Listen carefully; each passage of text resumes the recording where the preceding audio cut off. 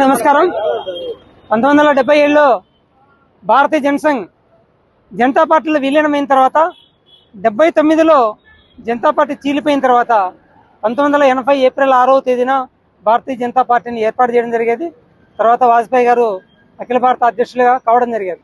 ఆ తర్వాత అనేక ఒడిదుడుకులు ఎదుర్కొని, ఎందుకంటే 80 తర్వాత 84లో వచ్చిన ఎన్నికల్లో అంటే సింపతి కారణంగా, ఇందిరాగాంధీ హత్య కారణంగా కేవలం 2 సీట్లు మాత్రమే వచ్చాయి.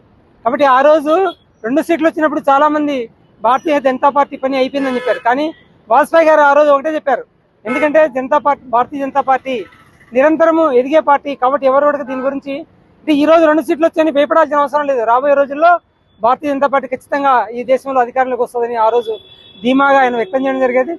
ఆ తర్వాత భారతీయ జనతా పార్టీ కార్యకర్తలు అంటే శ్రమ కోర్చి భారతీయ జనతా పార్టీని దేశవ్యాప్తంగా విస్తరించిన కారణంగా ఆ తర్వాత వాజ్పేయి గారు 3 సార్లు ప్రధానమంత్రిగా ప్రమాణ స్వీకారం చేశారు. అనేక రకాలుగా మనం అంటే మిత్రపక్షాలుగా ఉంటూ కూడా అంటే బాధ్యతాయుతంగా ఒక ప్రతిపక్షంగా కూడా భారతీయ జనతా పార్టీ పనిచేసి వచ్చేది. ఆ తర్వాత మనకందరూ తెలుసు 2014లో అంటే స్వతంత్రంగా భారతీయ జనతా పార్టీ అధికారానికి రావడం జరిగేది. ఆ తర్వాత అనూహ్యమైన మార్పులు వచ్చాయి.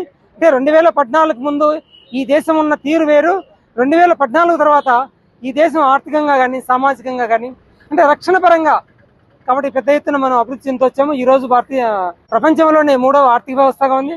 అట్లాగే ఒకప్పుడు మనము అంటే యుద్ధ పరికరాలు కూడా మనం దిగుమతి చేసుకునే వాళ్ళం, కానీ ఈ రోజు ఎగుమతి చేసుకునే సామర్థ్యాన్ని ఇవాళ మనం నిర్మాణం చేసుకోగలిగాము.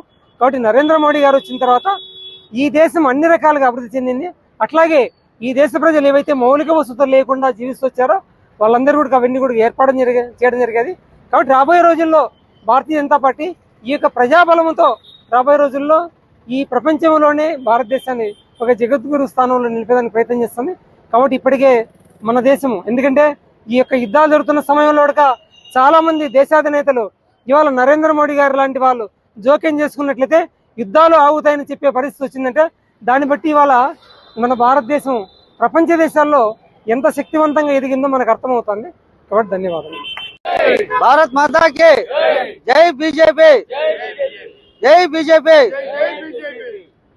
నవీన్ నడ్డా గారి నాయకత్వం, రాష్ట్ర అధ్యక్షులు పివిఎన్ మాధవ్ గారి నాయకత్వం. 1980 ఏప్రిల్ 6వ తేదీన భారతీయ జనతా పార్టీ జనసంఘ నుంచి భారతీయ జనతా పార్టీగా ఆవిర్భవించడం జరిగింది.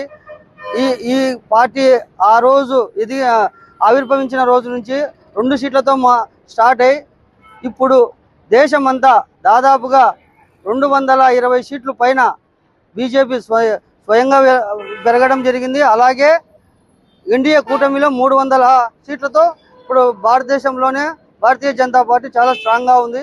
అదేవిధంగా ప్రొద్దుటూరులో కూడా రాబోయే ఎలక్షన్స్లో మేము గెలిచి ఇక్కడ కూడా మా జెండా పాతామని ఈ సభాముఖంగా చెప్తున్నాం. జై శ్రీరామ్.